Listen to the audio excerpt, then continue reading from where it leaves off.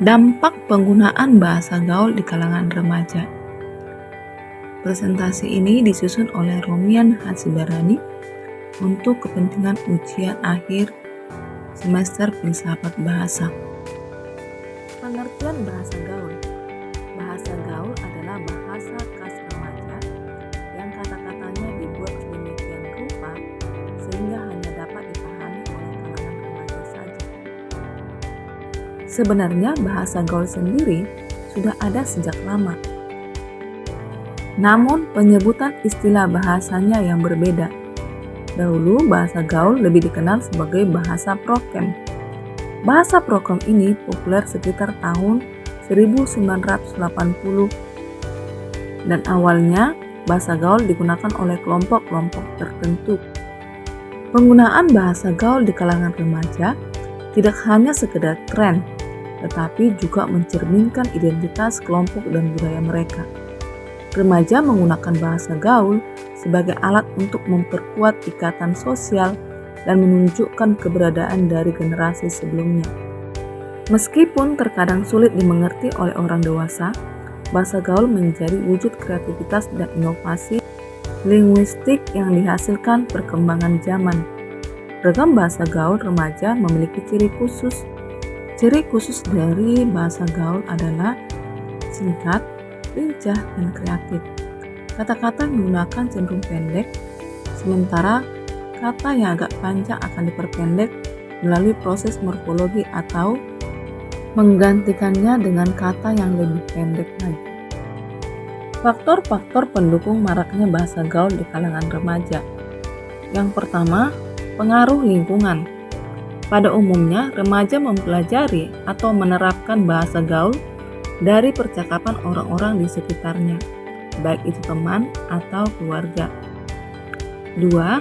Adanya bahasa gaul di kalangan remaja ditandai dengan menjamurnya internet dan situs jaringan sosial yang sangat berdampak terhadap penggunaan bahasa gaul. 3. Dampak dari perkembangan zaman atau modernisasi, yang dimana segala hal di lingkungan kita harus selalu mengikuti yang baru. Salah satu dampak modernisasi adalah cara bertutur kata atau bagaimana cara kita menggunakan bahasa yang benar. Untuk selanjutnya, dampak dari penggunaan bahasa gaul. Ada 2 dampak penggunaan dari bahasa gaul. Ada dampak positif dan ada dampak negatif. Apa saja dampak positif dari penggunaan bahasa gaul? Yang pertama, ekspresi diri. Bahasa gaul memungkinkan remaja untuk mengekspresikan diri dengan lebih bebas dan kreatif.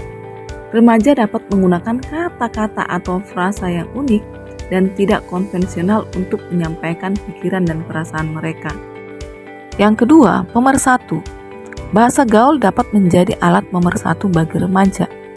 Remaja dapat menggunakan kosakata dan ungkapan gaul yang sama untuk merasa lebih terhubung dengan teman-teman sebaya mereka.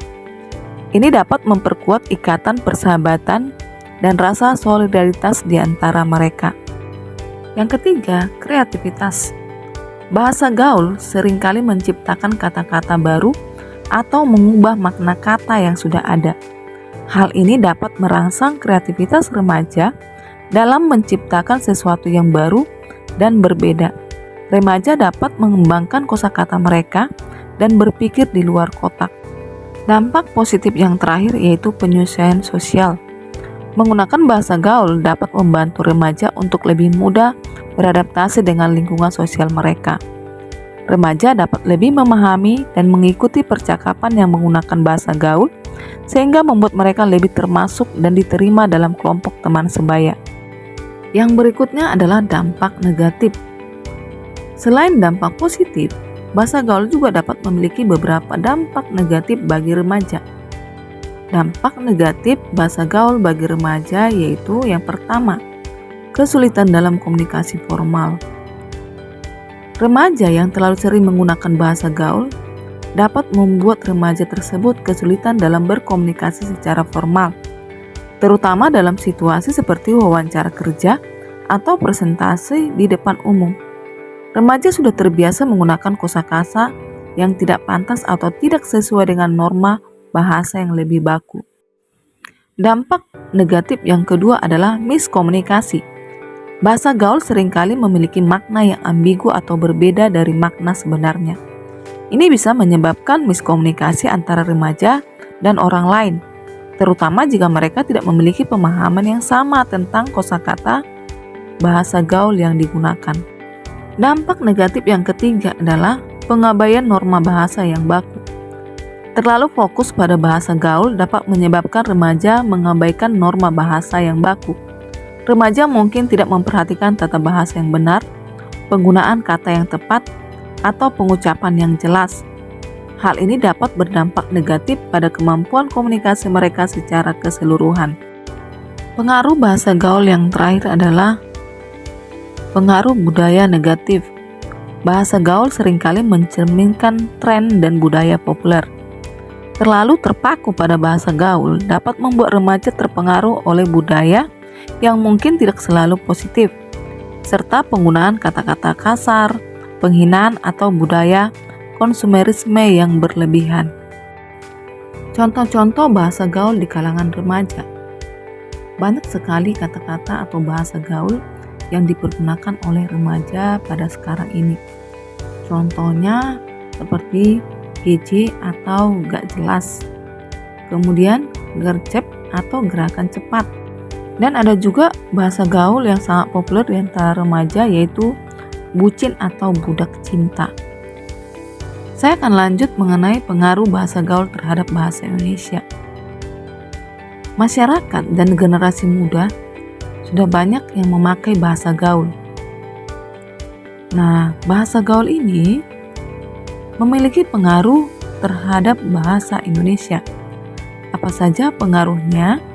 Yang pertama, eksistensi bahasa Indonesia terancam terpinggirkan oleh bahasa gaul. Yang kedua, menurunnya derajat bahasa Indonesia. Yang ketiga, menyebabkan punahnya bahasa Indonesia. Nah, itu dia pengaruh bahasa gaul terhadap bahasa Indonesia. Sebagai kesimpulannya yaitu remaja Indonesia yang menggunakan bahasa gaul, singkatan-singkatan dalam komunikasinya sehari-hari adalah penyimpangan dari penggunaan bahasa Indonesia dengan baik dan benar. Hal ini dapat menghambat pertumbuhan dan perkembangan bahasa Indonesia. Demikian presentasi saya untuk hari ini. Apabila ada kesalahan, baik itu perkataan atau penulisan, saya meminta maaf. Semoga bermanfaat bagi kita semua.